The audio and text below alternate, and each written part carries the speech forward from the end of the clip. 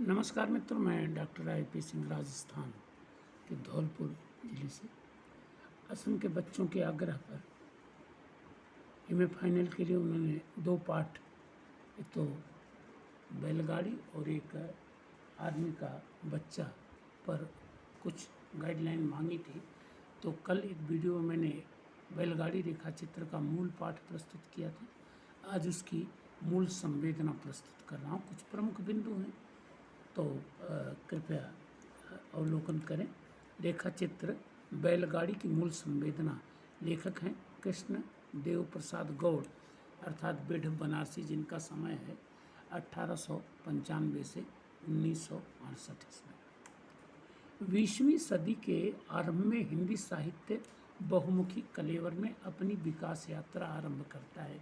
मित्रों, ध्यान रखें कि नोट्स बनाने के लिए पहले आप पाठ का परिचय दें, लेखक का परिचय दें कि वो लेखक उस पाठ को कैसे लिख रहा है। तो पहला पैराग्राफ इसी का है। इसके बाद हम धीरे धीरे इस पाठ की पृष्ठभूमि बनाएंगे और इसके बाद इस पाठ की समेकित विशेषताओं को संक्षेप में देखेंगे।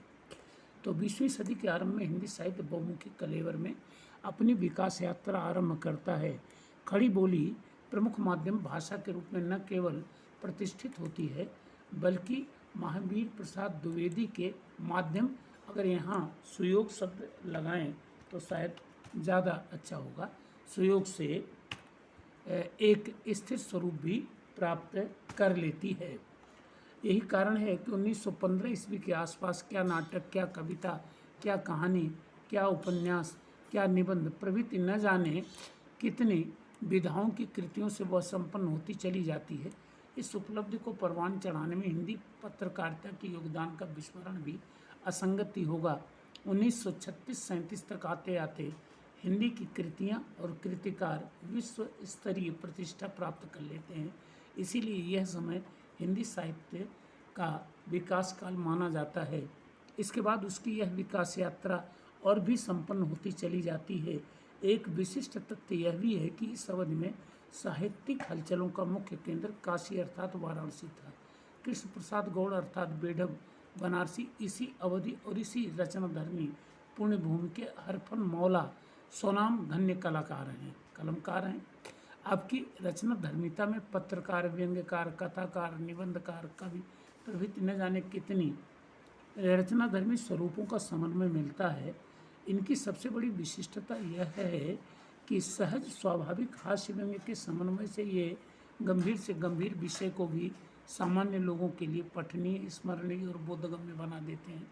प्रसंगवश यह तथ्य भी उल्लेखनीय है कि वे कृत्रिम प्रसंगों द्वारा हास्य व्यंग्य का सृजन नहीं करते, बल्कि आम आदमी द्वारा भोगे जा रहे परिवेश से ही उन्हें तलाशते, संवारते तथा प्रस्तुत करते हैं।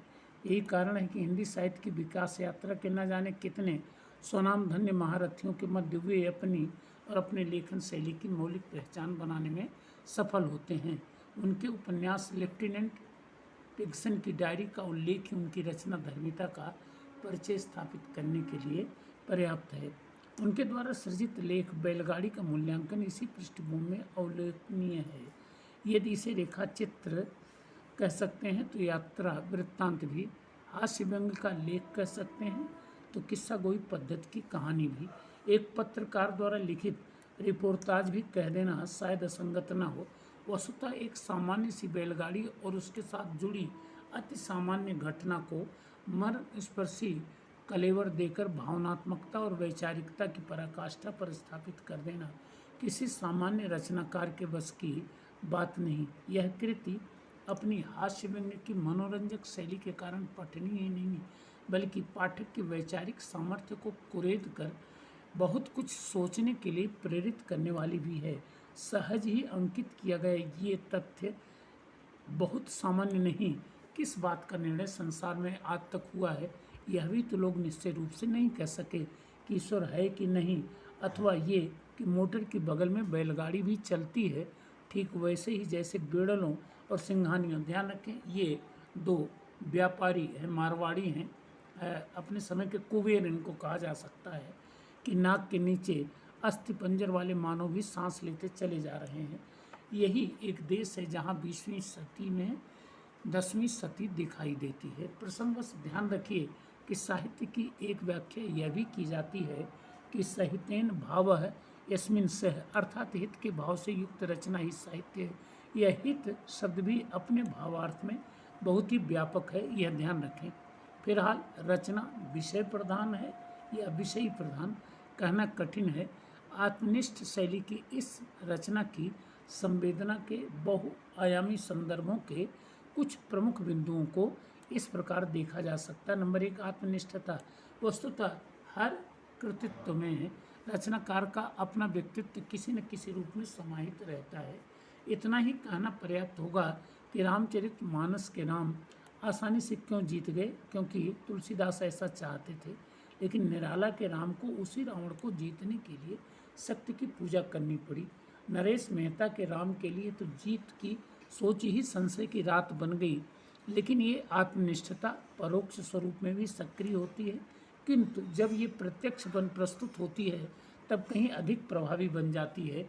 इस लेख की सबसे बड़ी विशिष्टता यही है कि इसमें लेखक आद्योपांत एक आम आदमी की तरह भोक्ता के रूप में प्रस्तुत हुआ है और अपनी अनुभूतियों का प्रभावी शब्दांकन किया है। साथ ही यथा अवसर अपने विचारों को बड़ी कुशलता के साथ समाहित कर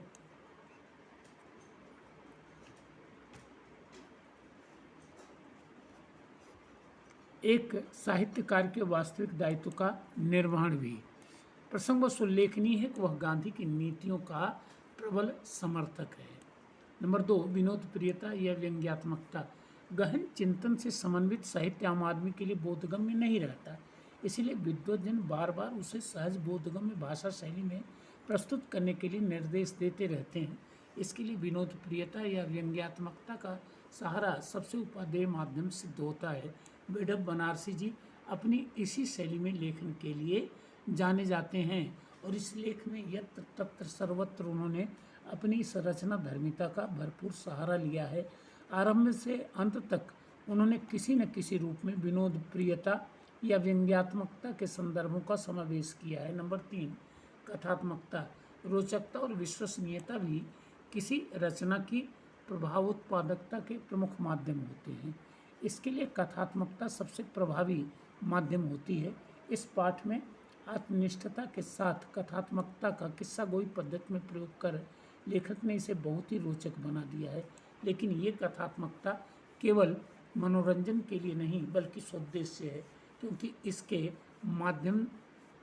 इसके मध्य लेखक ने वैचारिकता का बहुत ही प्रभावी एवं सुंदर प्रयोग किया है। नंबर 4, स्वाभाविकता। इस पाठ में आद्योपांत ऐसा प्रतीत होता है कि लेखक अपनों के मध्य आप बीती किसी घटना का चित्रण कर रहा है। रेलगाड़ी या बैलगाड़ी की यात्रा के दौरान घटित होने वाली जिन घटनाओं का चित्रण किया गया है वे पूर्णतः यथार्थवादी और सार्वजनिक घटनाएं हैं। गाड़ी वाहन, उसके बैल, राहें और सार्वजनिक जीवन के संदर्भ भी पूर्णतः यथार्थवादी हैं, यहाँ तक कि होने वाली बरसात भी। इसी कारण यह रचना आम या खास किसी भी वर्ग के पाठक के लिए आद्योपांत रोचक बनी रहती है। यहाँ बढ़ा सकते हैं कि आम आदमी से मनोरंजन की दृष्टि से पढ़ेगा और ख़ास आदमी मनोरंजन के साथ साथ सोचने के लिए भी मजबूर होगा। नंबर 5, परंपरावादिता। आधुनिकता का एक विसंगतिपूर्ण पहलू यह है कि इसका प्रभाव हमें परंपरावादियों को दकियानूसी मानने के लिए प्रेरित करता है। यद्यपि सत्य यही है कि परंपरावादिता सर्वथा निर्विवाद हो यह जरूरी नहीं, लेकिन यह भी जरूरी नहीं कि वह सर्वथा त्याज्य ही हो। आधुनिकता के बारे में भी यही बात कही जा सकती है। हमारे देश की रचना धर्मिता इसीलिए मध्यम मार्गीय है। लेखक ने बार बार इस यथार्थ का अंकन किया है। तेज चलने वाली सवारियों में बड़ा भारी दुर्गुण है कि उनमें कुछ ग्रहण करने की क्षमता नहीं होती। मंद गति का यह गुण है। इस प्रकार निष्कर्ष रूप में यह कहा जा सकता है कि इस पाठ में लेखक ने अपनी लेखन सामर्थ्य का बहुत ही सार्थक उपयोग किया है। एक बहुत ही सामान्य घटना को बहुत ही सामान्य संदर्भों के साथ समायोजित कर उसने अपने रचनाकार के दायित्व का सार्थक उपयोग किया है। पाठ के अंतिम 2 परिच्छेद इस पाठ को रचना धर्मिता के सर्वोच्च शिखर पर स्थापित कर देते हैं। इसलिए इस पाठ को इन पंक्तियों के साथ समाप्त करते हुए लेखक अधिकांश विचारशील पाठकों को बहुत कुछ सोचने के लिए विवश कर जाता है। यह भारत ही है कि मोटर की बगल में बैलगाड़ी भी चलती है, ठीक वैसे ही जैसे बिड़लों और सिंघानियों की नाक के नीचे अस्थिपंजर वाले मानव भी सांस लेते चले जा रहे हैं। यही एक देश है जहां 20वीं सदी में भी 10वीं सदी दिखाई देती है। पाठक के लिए लेखन शैली का भी बहुत ही सार्थक पाठ के लिए लेखन शैली का भी बहुत ही सार्थक उपयोग हुआ है। मजाकिया लहजे में पाठकों को हंसाते हुए सोचने के लिए विवश कर देना किसी लेख और उसके पाठक की यदि सबसे बड़ी सफलता है तो इस पाठ को पूर्णतया सफल रचना